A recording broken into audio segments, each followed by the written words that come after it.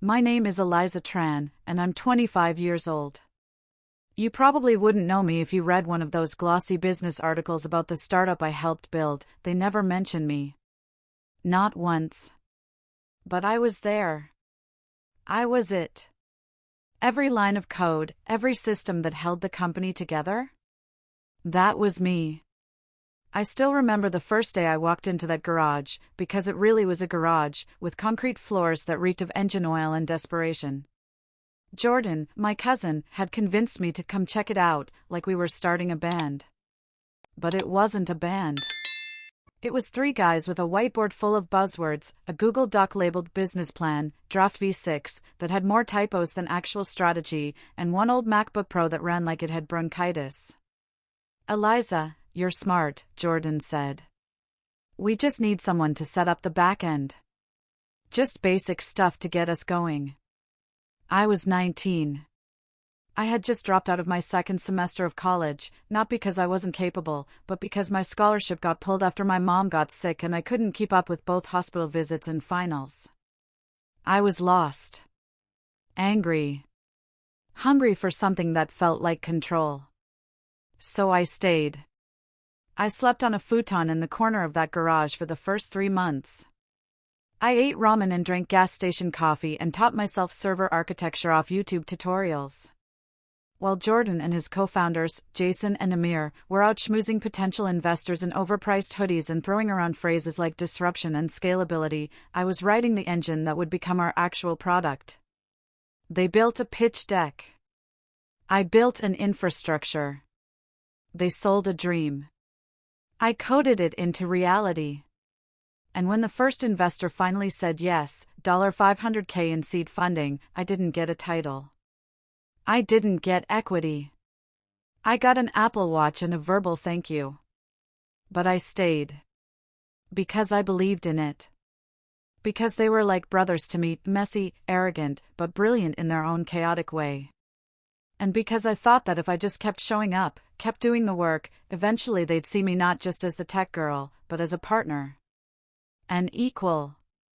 By the time I was 22, we had 20 employees and our own office space downtown. I still remember setting up the servers myself because IT wasn't in the budget yet. I remember staying until midnight 3 nights in a row, fixing a catastrophic data sync bug while Jordan posted team selfies on Instagram like we were on vacation. We'd just secured our Series A, $3.2 million, and they brought in a real CEO, someone who wore cufflinks and called me Elena twice during our first meeting. I corrected him once. He didn't bother remembering. And yet, I stayed. Because I had built something real. I knew every node in our network, every API call, every secret line of fail-safe code I'd written on nights when I didn't trust their judgment but couldn't afford to say no. I wasn't just the backbone. I was the nervous system. The memory. The instinct. Then came the Series C. Everything changed. They moved to a new building, sleek, cold, soulless. They hired a full PR team and started issuing press releases. Jordan started calling me our lead engineer in meetings, even though I was managing 3 dev teams by that point. I noticed my name started disappearing from things, onboarding documents, the About Us page, even internal release notes. I brought it up once.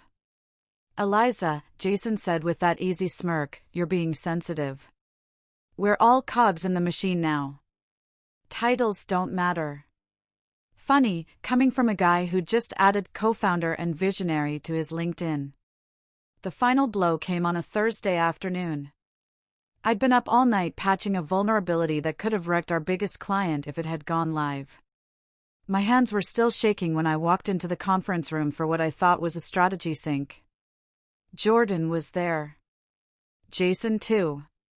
And Melanie, our new HR director, who didn't even bother making eye contact. Eliza, Jordan began, and the moment he said my name like that, flat, rehearsed, I knew. He called it a transition. Said they were moving in a new direction. Said my role was being sunset. I sat there, silent, for what felt like years. Melanie handed me a folder with a severance agreement and an NDA clause. Jordan wouldn't meet my eyes. Jason had the audacity to say, "We couldn't have done it without you." I stood slowly, picked up the folder, looked them both in the eye. "You're right," I said. "You couldn't have." And I walked out. What they didn't know, what they never knew, was that I'd built more than just their backend. I'd built in a kernel-level access point. A ghost door, hidden so deep in the code it might as well have been part of the operating system itself. It wasn't malicious. It wasn't even meant to be used. It was my safety net. My insurance. And now? Now it was mine. They let me go after I built their empire. They forgot that empires only stand because someone keeps the foundation strong. Someone who knows where the roots lie. I was gone. But the heart of that system still beat in my hands. After I walked out of that glass box they called a conference room, I didn't cry. Not in the elevator. Not on the train ride home. Not even when I stepped into my tiny one-bedroom apartment, dropped the severance folder onto the counter, and sat on the floor for a full hour staring at nothing. I didn't cry because I wasn't broken. I was awake. It's funny how many times they joked that I was a robot. Eliza doesn't sleep, Eliza doesn't feel, Eliza's basically a machine. They said it like it was cute, like it was their way of recognizing my dedication. But they never understood the difference between someone who's quiet and someone who's paying attention. I remembered everything. Every late-night email they forwarded and forgot to delete. Every snide comment Jason made about how optics mattered more than output. Every moment I was erased from my own story. And I remembered what I had built. Back when we were still working out of the garage, I started keeping something I called the root. It was a single file, clean, invisible, encrypted 6 times over. The only file that lived on every server we launched. Harmless on its own, undetectable in security audits. Just a small heartbeat script that pinged a dormant relay only I controlled. A kill switch? Not quite. It wasn't about blowing anything up. That would have been easy. But destruction was messy, and I wasn't out for chaos. I was out for truth. So I built something better. The root allowed me to shadow the system, not control it, but listen to it. See its rhythms, watch its usage, track every admin who logged in and every client interaction. Think of it as a mirror behind the curtain. And from that mirror, I could see just how much of the empire still ran on the core modules I had designed. Over 70% of their infrastructure still leaned on code I wrote between the ages of 19 and 23. They hadn't rebuilt a thing. They had painted over it. Rebranded it.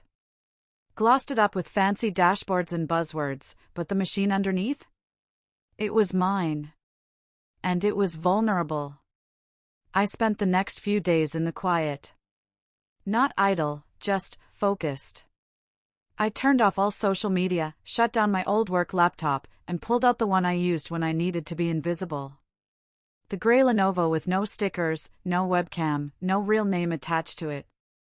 I logged into my private server and checked the pulse. The root was alive. The logs flooded in.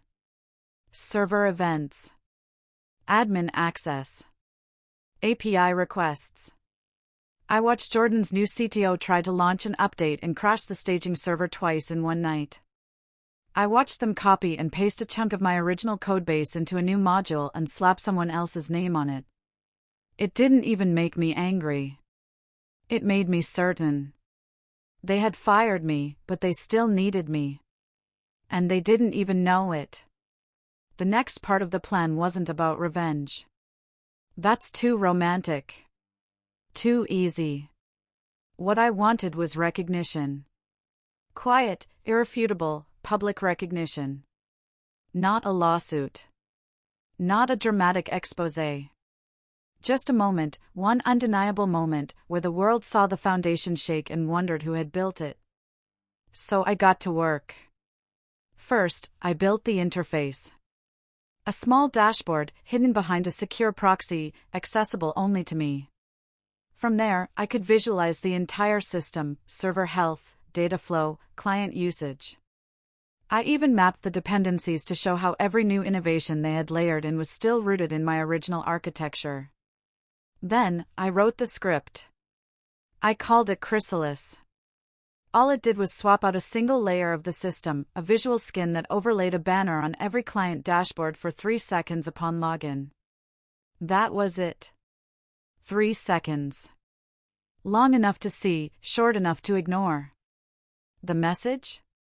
System powered by original infrastructure developed by Eliza Tran.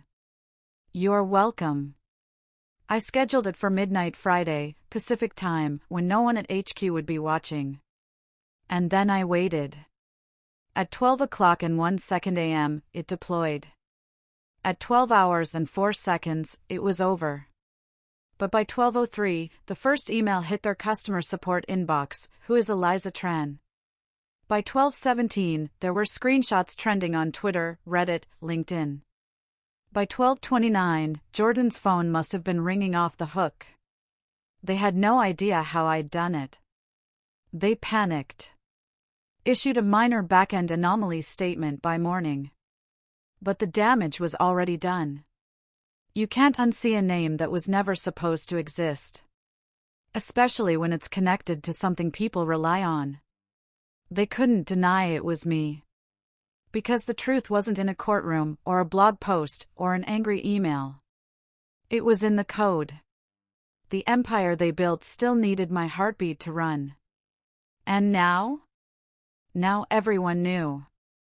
By Saturday morning, my phone, usually quiet and reserved for notifications from my calendar and the occasional text from my sister, was vibrating nonstop.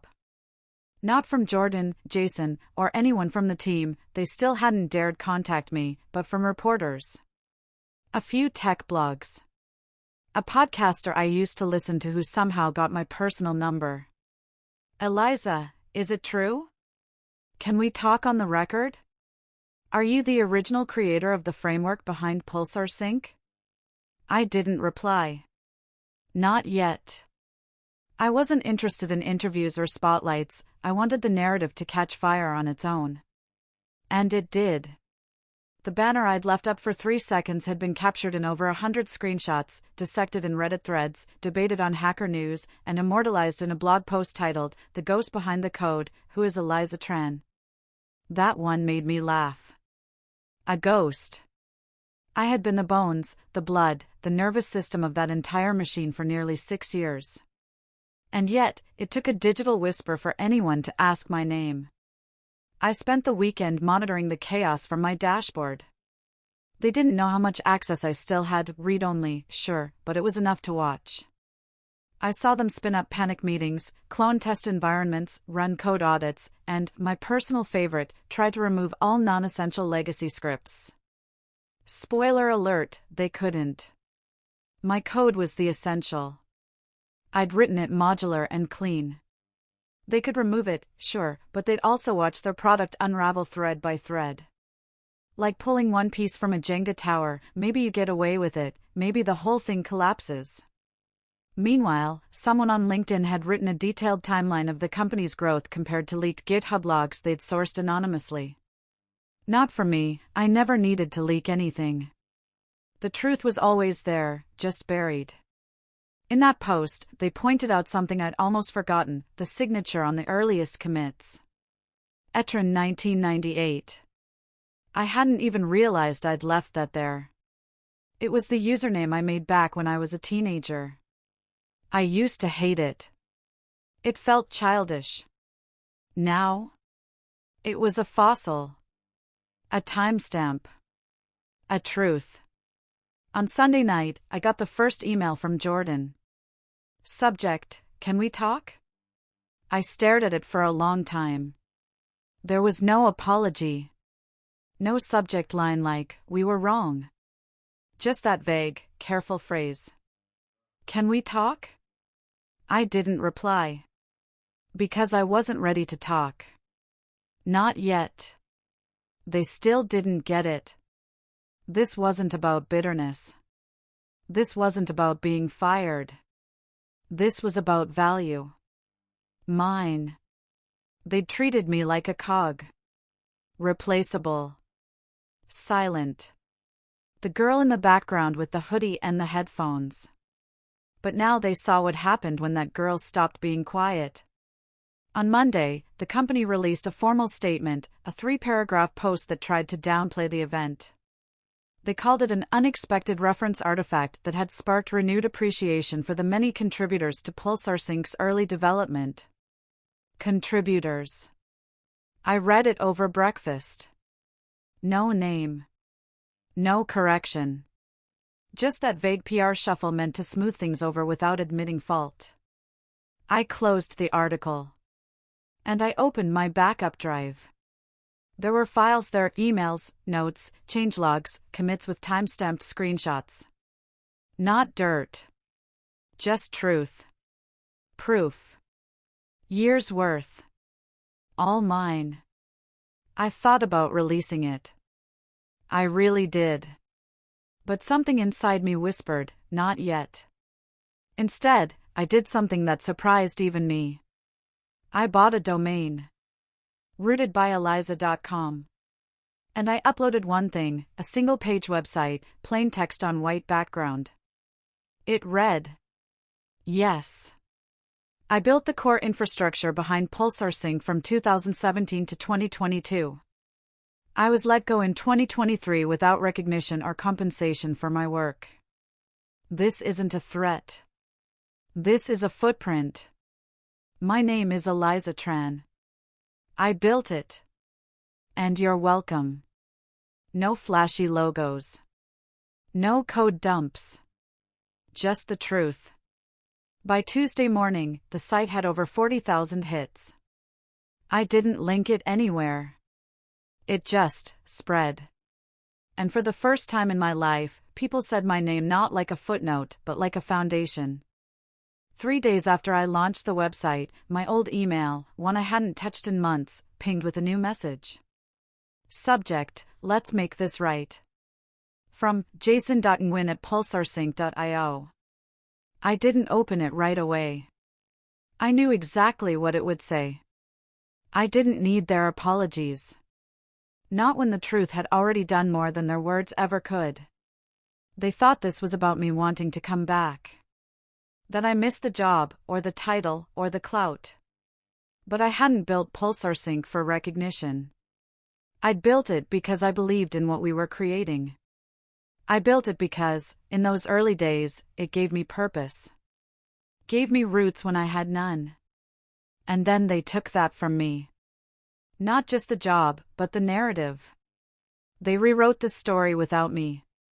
And now, they wanted me to smooth it over, to make it all go away. But I'd already chosen a different path. That week, I filed the paperwork to start a new LLC. Not a tech company. Not a competitor. Just me, contracting under my own name, Eliza Tran Systems. I'd already received 6 offers from clients who saw the banner and decided they wanted my mind working on their systems.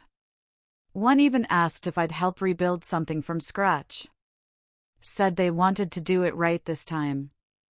That part made me laugh. I didn't say yes to anyone yet. I was still decompressing. But it felt good to know, it felt right, to know that I didn't need Pulsar Sync to be valuable. They needed me. In the background, the fallout continued. More news articles. A short podcast segment. A former employee even messaged me through LinkedIn saying, "I always knew you were the brain behind it all. Proud of you for speaking up." That message? That one made me cry. It wasn't loud or public or dramatic. But it was real. The silence that followed was the kind of silence that only comes after a storm has passed. Not calm, but cleansed. I'd stopped watching their Slack logs. Shut off my mirror dashboard. Closed the laptop and opened the window instead. And yet, the emails kept coming. Jason again. Then Jordan. Then one from Amir. The quietest one of the 3. The only one who ever stayed late with me in the garage, debugging broken scripts and passing me lukewarm burritos at 1 a.m. His subject line was just, "I'm sorry." I opened it. It wasn't long. Just a few lines. I don't know what we were thinking. I guess we thought we had time to fix it later. But you built everything, Eliza. I don't know how we let it get this far. You deserved better. I'm sorry. Truly. I stared at the screen for a long time. And then, without thinking too hard, I wrote back. Thank you for saying that. I don't need anything from you. I just needed someone to see me. He replied once more. I see you now. I wish I had sooner. I didn't respond. But I smiled. That night, I sat on my fire escape, laptop in my lap, stars above me in the kind of city sky where you only ever see 3 at a time. I pulled up my terminal and typed in a string I hadn't used in months. The root, my shadow access, my heartbeat script, I deleted it. Not because I had to. Because I was finally ready to let go. The empire I helped build? It would stand or fall on its own now. And me? I was already building something better. I didn't expect to hear from their investors. That came out of nowhere, an email from one of the early VC firms that had backed Pulsar Sync. Clean white signature, slick fonts, sterile tone. We'd like to speak with you regarding your involvement in the initial product design. It's important that we clarify certain technical dependencies moving forward. I almost laughed when I read it. Now they cared about the architecture. Now, after the damage control statements, the red-faced board meetings, the attempts to downplay everything, now they wanted my input? I didn't respond right away. I wasn't sure if I wanted to. But curiosity got the best of me. So I replied with a single line. Happy to talk, on record, and with full attribution. 2 hours later, I was in a video call with 2 suits I'd never seen before and a third guy whose face I vaguely remembered from our Series B round. They didn't waste time. Eliza, we're trying to assess the long-term sustainability of Pulsar Sync's backend. There are concerns about code ownership and system integrity now that this situation has come to light. Situation. That's what they called it. I kept my voice even. The backend is mine. I designed the core architecture, wrote over 80% of the data handling modules, and maintained server infrastructure until the month I was let go. You can trace every commit with my credentials. They exchanged looks. The third guy, the one I remembered, nodded slowly. That aligns with what we're hearing from internal engineers, he said. The suits leaned forward. One of them adjusted his glasses and said, Eliza, we'd like to bring you in as a consultant. Temporary, of course. Just to help ensure a smooth transition as the company updates its systems. I blinked. You want me to clean up the mess they made with the thing I built and they threw me out for? There was an awkward pause. The second guy, the quiet one, cleared his throat. You'd be well compensated. Of course, I said, my voice sharper now. But here's the thing, I'm not interested in being your cleanup crew. I'm not the fixer who comes in quietly while someone else gets the praise. If you want my help, you get the whole story. You acknowledge what was built. You put my name where it belongs. Publicly. They didn't argue. They just said they'd get back to me. And that was the moment I realized they weren't doing this out of goodwill. They were doing it out of fear. Because without me, they didn't know what was holding the company together. They weren't even sure if it was holding together. My little heartbeat script might have been gone, but the truth had already shaken something deeper in them. They had money. I had the foundation. Over the next few weeks, I watched from the sidelines as Pulsar Sync issued another press release, this one different. Not damage control. Acknowledgement. It didn't name me directly, but it cited core system development led by early engineer contributions prior to formal product release. Anyone paying attention could connect the dots. It was cowardly. Minimal. But it was a crack in the wall. And more importantly, it opened a door. People started reaching out, engineers, women in tech, ex-founders, people I didn't even know but who had stories like mine. Stories of being erased. Dismissed. Used. I started listening. And then I started building again.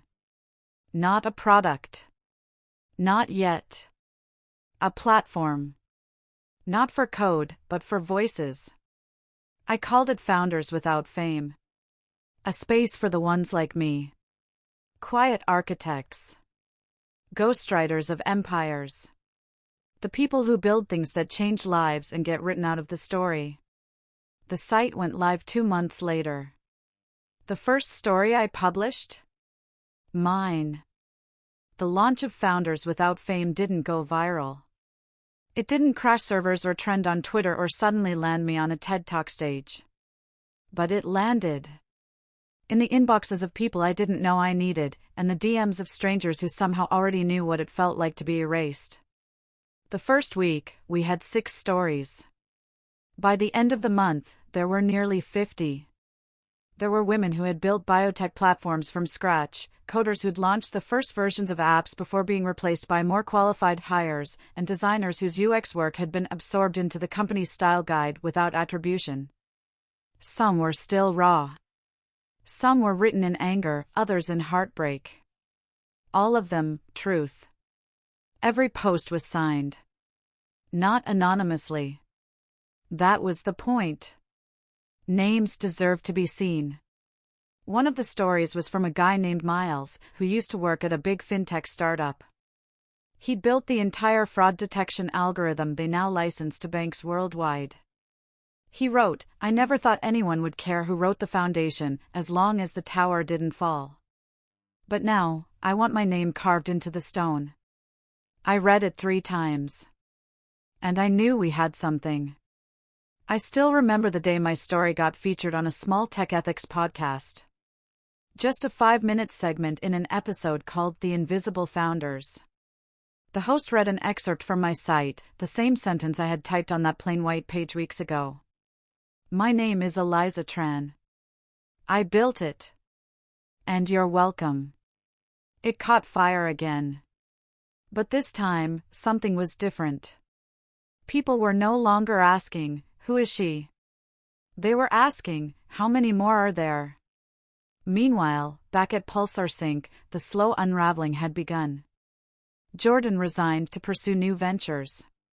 Jason transitioned into an advisory role. Amir, who'd written me that quiet apology, reached out again. "I'm leaving too," he said.